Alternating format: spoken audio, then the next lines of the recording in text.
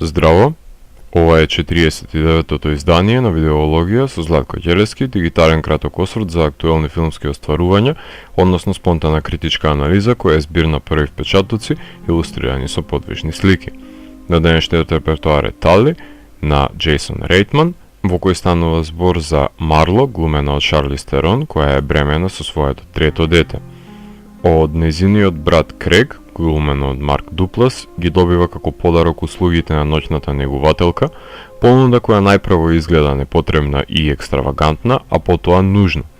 Штом непознатата негувателка Тали, глумена од Маккензи Дейвис, стапне во домот на Марло и сопругот Дру, глумен од Рон Ливингстон, ќе се воспостави една нераскинлива врска со Марло, во која ќе има инстантно заемно разбирање, помош, но и неколку предизвици.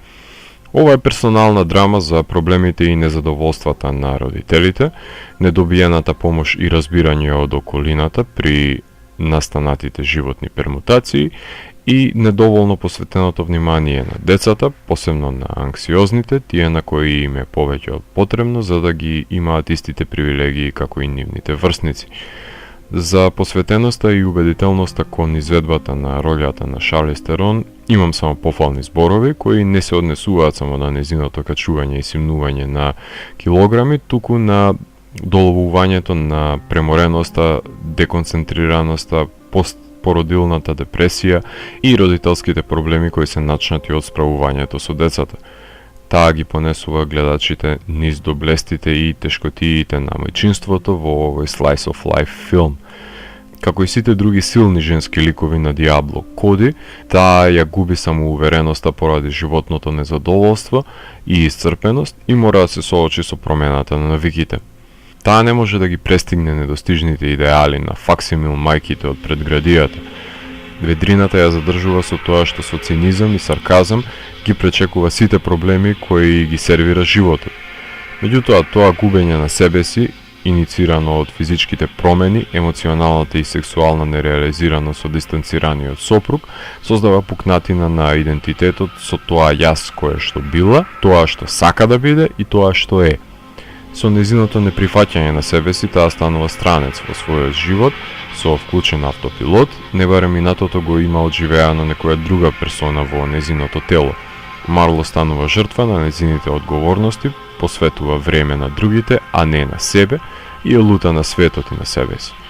Незиниот сопруг Дру, од друга страна, е одлично представување на денешниот евримен, преработен татко во капиталистичкото општество, кој доаѓа дома ментално исцрпен и ситните часови кои му преостануваат во денот ги споделува, получувајќи ги своите деца и венеејќи пред екранот, убивајќи зомбија во видеоигри, не баре и самиот тој се претвора во едно од нив на крајот на денот, зашто нема оправдување.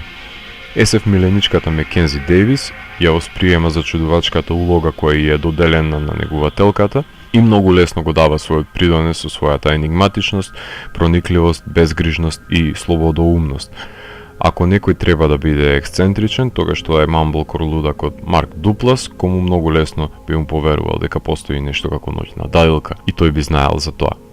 Во анализата на филмовите, особено во оние кои се обременети од пресврт кој од корење менува семантиката на филмот, се обидувам да ги заобиколам тие аспекти, коментирајќи дека во овој филм одредени пукнатини во наративот ми сигнализираа дека нешто не е така како што изгледа, но пресвртот е вешто сокриен, иако Диабло смело си поигрува со самата структура на филмот, поистоветувајќи го животот на ликовите со тие од Lifetime филмот The Hand That Rocked the Cradle, во кој за волја на иронијата и ги претвора.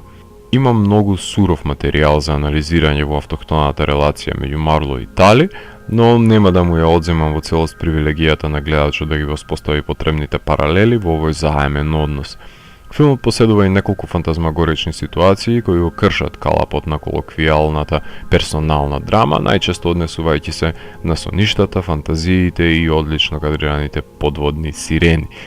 Филмовите на Джейсон Рейтман се градат врз постаментот на суровиот реализам на американското семејство, кој иако издишува низ соништата и фантазиите, создава ликови со несреќни животи кои се обидуваат да го прелажат гледачот, лажејќи се и себе си. Неговиот 7-ми долгометражен филм е еден од поквалитетните во неговата филмска кариера, во кој ја реобновува соработката со Диабло Коди, иницирана од Джуно и Young Adult и хероината на Young Adult Чарлиз Терон. Во подготовка е неговиот најнов филм The Front Runner, биографски Оскар бејт за кандидатурата и контроверзите на Кери Харт со Хју Джекман и Вера Фарминга. Вратите во Холивуд секогаш биле отворени за овој режисер кој снима инди мамблкор филмови со големи актерски имиња. Создавањето на светогледите на силни и комплексни женски ликови е заедничка цел кон која се стремат и Райтман и Коди, представувајќи основа за плодната соработка. Композитор Роб Симонсен создава мелодична подлога која е амалгамирана со визуелните прикази за разубавување на фамилиарната идила, со исклучок на одењето на метал свирката од страна на Шарлиз и Маккензи, кои еле во Њујорк за да се забавуваат и излезат за моментот од редундантните животни патила. Кинематографот Ерик Стилберг е постојан соработник на Райтман, кој, иако во голем дел од филмот се потпира на кадрирање на ентериери и експресии на актерите во нив, во неколку наврати создава успешни кадри надвор од домовите по кои ќе се памети филмот. Има добра причина зашто монтажерот на 10 Cloverfield Lane, Стефан Грубе, е најмен за овој проект да ги дозира тајните на филмот пред да ги обелодени на самиот крај. Впечатливи се и монтажите во кои на најекспедитивен можен начин го сумира мајчинството во грижата за бебето, како и Girls Just Wanna Have Fun сегментот. Заглавувањето во реализам знае да биде погубно за еден филм кој исклучиво се потпира на него и ја слави репетитивноста и жртвата на мајчинството и таткостото, посебно кога епилогот е еден од најупотребуваните сценаристички ескапизми на денешницата, кој колку добро и да е спроведен, одзема од автентичност на делото. Тали имаше американска турнеја од Санденс до Трајбека, за да стигне до големите киносали ширум светот. Тој ќе се издвои од романтичните комедии, кои периферно допираат до родителските измачувања, баш поради тежината на трагикомичниот концепт кој го оплеменува. Филмот ги маркира границите на родителската самопожртвуваност, кои штом се преминат настанува процесот на неподнослива автодеструктивност, која создава несреќни ликови со загубени идентитети, заглавени во агонијата на исцрпувачката повторливост. Ако морам да го евалуирам, тогаш Тали од мене има 3,5 од 5. Доколку ви се допадна 49-тото издание на дигиталната архива Видеологија, лајкувајте го видеото, споделете го и следете го каналот. Посегнете и по останатите рецензии на виртуелната полица. Ви благодарам за вниманието. Поздрав!